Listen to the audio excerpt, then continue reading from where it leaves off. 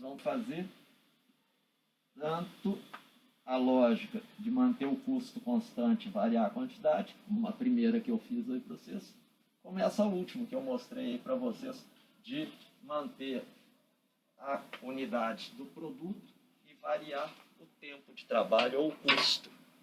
Então, vamos começar da mesma lógica do outro, fazendo variar a quantidade de produção. E vamos mostrar o seguinte. Só um minutinho aí para pegar um exemplo. Eu tenho dois países, A e B, dois produtos, alimento e mais uma vez agora sapato. Não vou pôr tecido, vamos pôr sapato. E aqui agora vamos falar o seguinte.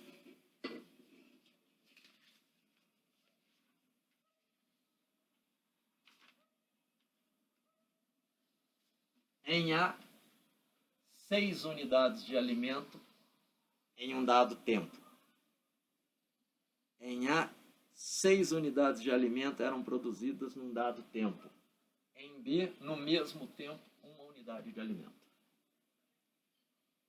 Em A, 4 sapatos eram produzidos no mesmo tempo, na mesma hora. Em B, a mesma hora de 60 minutos permitia 3. Que país tem vantagem absoluta? Em alimento, na mesma hora de trabalho, 60 minutos, A faz 6 de alimento, B faz só 1.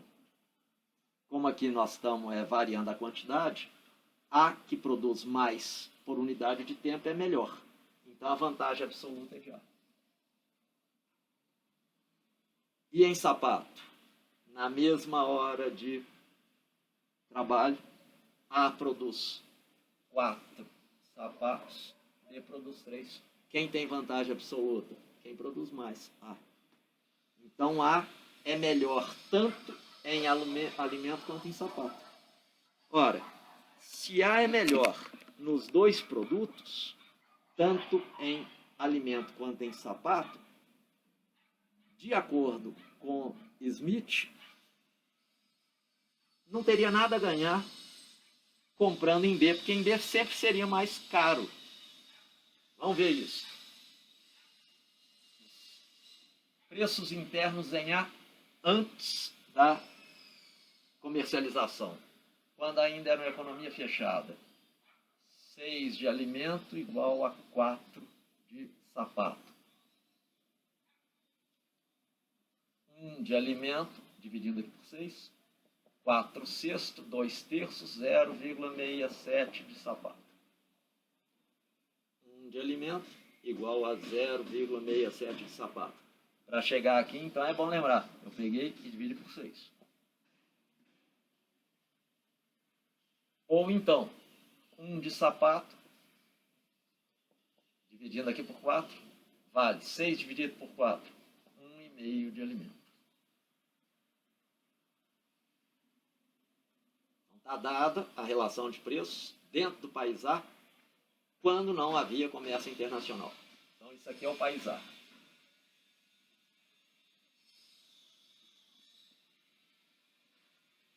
E B. Em B nós vamos ter 1 de alimento igual a 3 de tecido. Logo, 1 de tecido igual a 1 terço de alimento, ou 0,33. Aqui está mais fácil, está mais simples. Já achamos o preço. Alimento. Vale 0,67 de sapato.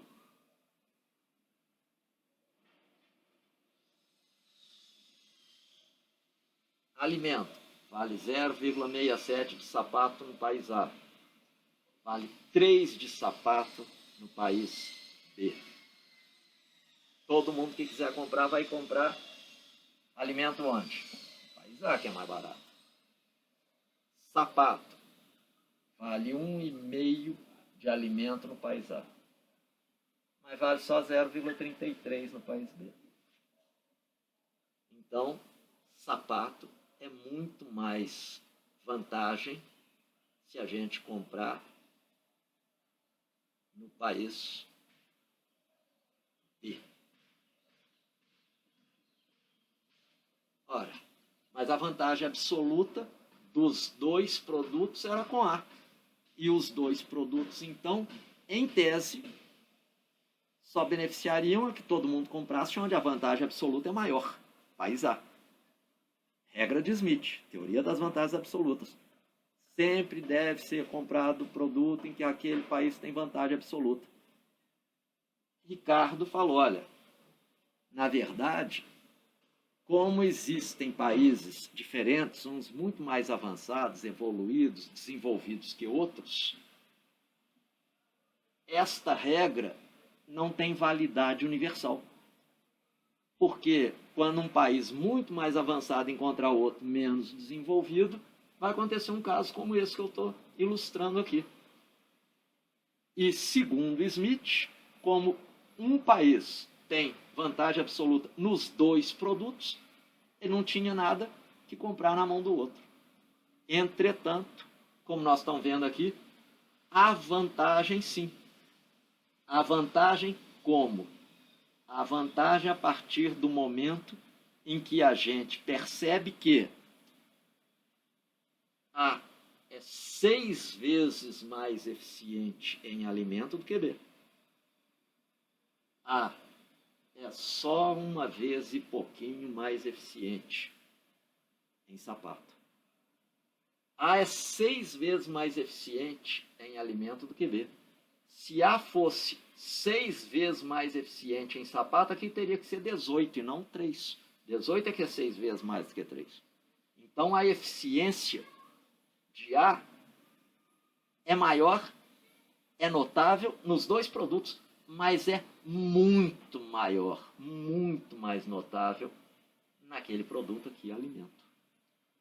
Então, embora tenha vantagem nos dois produtos, a vantagem aqui é muito mais melhor, muito maior. B, embora tenha desvantagem nos dois, a desvantagem aqui é muito menor. Então, a regra das vantagens comparativas de Ricardo. Quando você fixa o custo, o preço, e varia a produção, olha, A produz mais tanto de alimento quanto de sapato. Mas produz muito mais relativamente de alimento. E faz 6, é o sexto, contra uma vez e pouquinho. Então, A, o país que tem vantagens absolutas nos dois produtos, deverá se especializar naquele produto em que sua vantagem absoluta é maior. E o país que tem desvantagem absoluta deve se especializar naquele produto cuja desvantagem absoluta é menor. Então, em termos de vantagem, vantagem maior. Em termos de desvantagem, o país que tiver desvantagem tem que pegar desvantagem menor. O país com vantagem absoluta maior tem vantagem comparativa. O país com desvantagem absoluta menor tem vantagem comparativa. Então, neste caso nosso aqui, fica claro que ainda existe espaço para o comércio. Os preços aqui mostram isso. A alimento vale só 2/3 de um sapato no país A. Você tem que pagar só 2/3 de um sapato no país A para ter alimento. E no país B, você tem que pagar 3 sapatos. Então, em A, com 3 sapatos você conseguia, com 3 sapatos, 2/3, você conseguia 2. Isso aqui é 2/3, né? 0,67 é 2/3. Se você está dando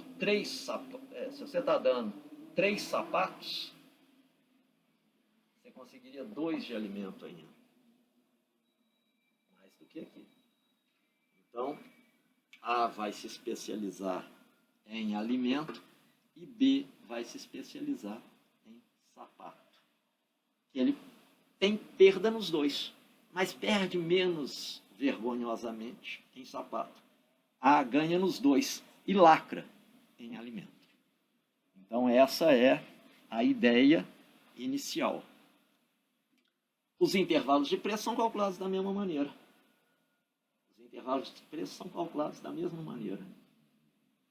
Se você tem esses intervalos, A está produzindo e se especializando em alimento, qual é o limite de preços que vale a pena para haver comércio internacional para A? De alimento, um pouco em cima. De alimento, que é a especialização que A, todo mundo vai passar a produzir alimento. A vai ter que valer entre 0,67 de sapato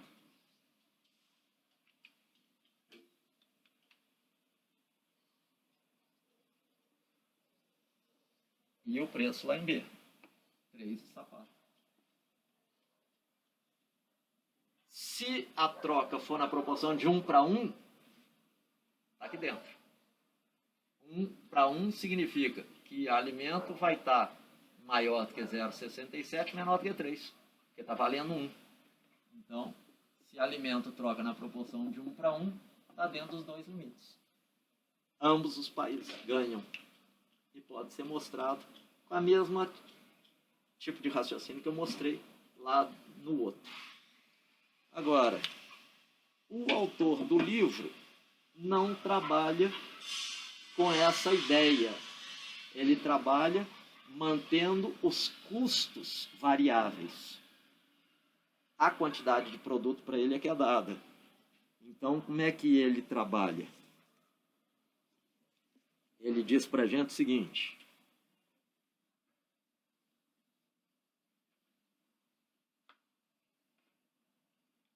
vou apagar aqui para dar.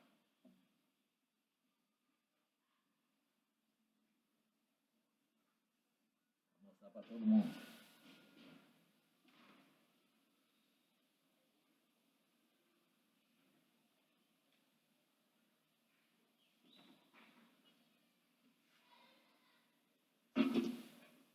O autor fala o seguinte: para produzir de vinho,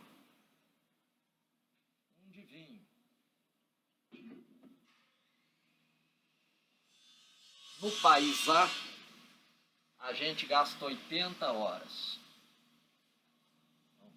De vinho custa 80 horas em A.